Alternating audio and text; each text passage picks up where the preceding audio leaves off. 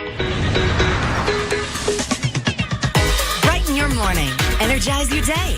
Live from the Queen City, it's the all-new Rising at 8 on Charlotte CW. Even if the best of us, we can have setbacks every now and again. Ahead, Jessica will have the best ways to bounce back and get back on your feet when rising returns.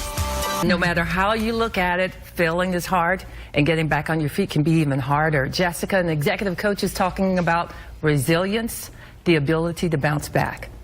So let's talk about resilience first. What is it specifically? Yeah, so resilience is that ability to bounce back whenever we experience a change or a disruption. But we talk about bouncing back in terms of maintaining or getting back to our level of productivity or effectiveness in our day-to-day life and our well-being, right? So making sure we're taking care of ourselves and staying healthy.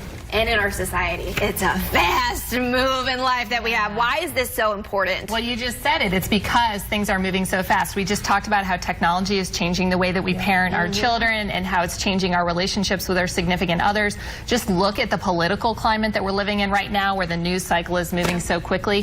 Things are just moving faster than we are evolving as humans, and so that ability to bounce back is a skill that we can develop to deal with how fast things are going these days. One question, everyone handles it differently, though. So how do you kind of monitor and gauge my ability to bounce back versus, say, Matthew or Juliana's? Yeah, you know? So everyone does have their own individual levels of resilience, and your resilience actually changes over time depending on what you're experiencing.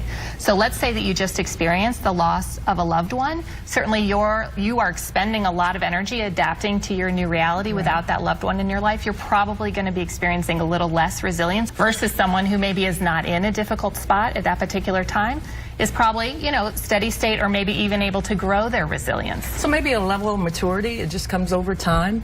Yes, and it's really about your energy. So you can think about resilience as your physical energy, your emotional energy, your mental energy, and for some people, if this is important to you, your spiritual energy, right? So you can really think about your resilience as different kinds of energy that you have to replenish and renew in order to have it available to you. I feel like I see ears perking up everywhere. If you can relate to that, there are materials that you can get so you can learn a little bit more. I know you have two books that you are a big fan of. Tell us a little bit about them. So two great books that are out on the market now. This first one is really responsible for bringing resilience into sort of the mainstream media conversation. This is Sheryl Sandberg from Facebook fame.